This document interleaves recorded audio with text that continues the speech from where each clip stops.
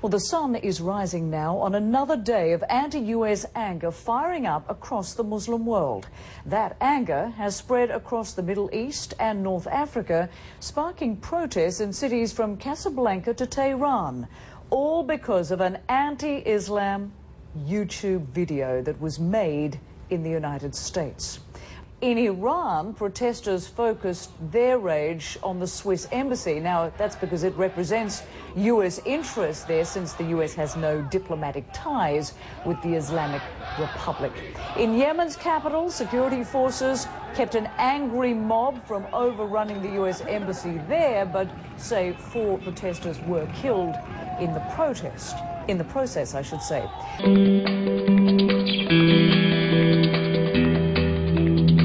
The streets of Cairo alight with anti-US protests. There are fears the clashes could spread further on Friday, the day of prayer, throughout Muslim countries. The US embassy in Egypt's capital was the latest to be targeted. Over 220 people were reported injured. Police fended off attempts by stone-throwing protesters to breach the perimeter of the US embassy, while fighting broke out in streets beyond the embassy. Politicians were emphatic in distancing themselves from the film produced in the USA, which ridicules Islam and sparked the outbreak of protests. American officials were quick to point out that ally is used to describe 2 countries that have a mutual defense treaty, which the U.S. and Egypt do not. I think that ally is a legal term of art. If Morsi didn't get the message that the U.S. will not tolerate violence on its embassy in Cairo, the Secretary of State doubled down. We all, whether we are leaders in government, leaders in civil society, or religious leaders, must draw the line at violence. The ties between Egypt and its most generous benefactor have been strained in recent months as the new government struggles to resume its traditional role as a regional power. The challenge now for the U.S. and Egypt is to figure out how to transform their relationship in light of all of the political changes in the region. Here, the consulate in Benghazi, Libya, where the U.S. ambassador and 3 other Americans were killed.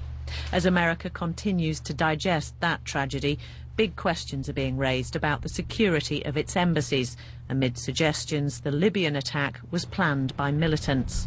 All the indications here, to me, this looks like a planned military attack under cover of a civil protest. These people were very well armed. They clearly knew what their targets were. They were able to keep a very well-armed security force off of them long enough to do a lot of damage. Foreign policy has now elbowed itself into the election campaign. President Obama with a message for supporters as well as for the wider world. No act of terror will go unpunished.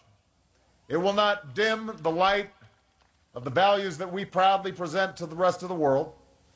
No act of violence shakes the resolve of the United States of America. Mitt Romney has now toned down his earlier attack on the president, whom he had said sympathized with the protesters. But he's still accusing him of weakness.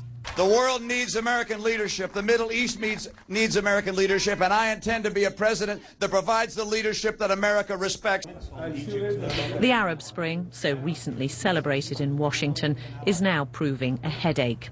The Islamist president of Egypt was slow to condemn the violence. President Obama suggested relations with Egypt, once an ally, were now a work in progress. All this sparked by an anti-Muslim film whose apparent director is under police protection. He's been revealed as Nakula Basili Nakula, a California-based Coptic Christian with a criminal past.